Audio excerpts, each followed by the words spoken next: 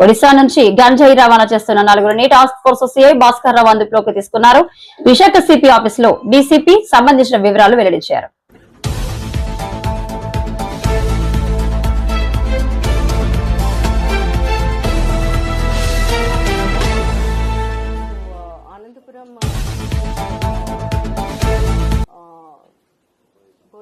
Boyapalem junction దగ్గర మనం ganja Caesar జరిగింది. సో దాని గురించి చెప్పడానికని ఈరోజు ప్రెస్ మీట్ పిలవడం జరిగింది.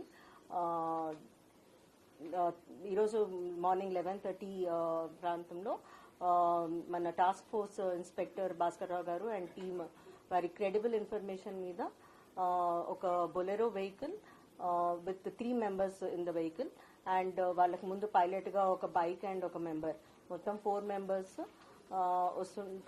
రావటం జరిగింది. అక్కడికి బోయపాలెం జంక్షన్ దగ్గర వాళ్ళని ఇంటర్సెప్ట్ చేసి మన local Anantapuram inspector Vasu Naidu and team వీళ్ళందరూ కలిసి వాళ్ళని అక్కడ అప్రహెండ్ చేయడం జరిగింది. అక్కడ బొలెరో వెహికల్లో రైస్ హస్క్లో తో పాటు ఈ 5 kg గాంజా ప్యాకెట్స్, మొత్తం 40 ప్యాకెట్స్ దొరికినాయి మనకి. సో మొత్తం 200 kgs విలువ కలిగిన గాంజాని మనం ఇచ్చేసాము, సీజర్ చేయడం జరిగింది. అండ్ మొత్తం 4 అక్యూజ్డ్ ఉన్నారు. అందరూ పాడువా విలేజ్ కోరాపుట్ డిస్ట్రిక్ట్కి చెందిన వాళ్ళు. అందరూ మనం అప్రహెండ్ చేయడం జరిగింది. అండ్ దీనికి forward linkages and backward linkages ఇప్పుడు ఎస్టాబ్లిష్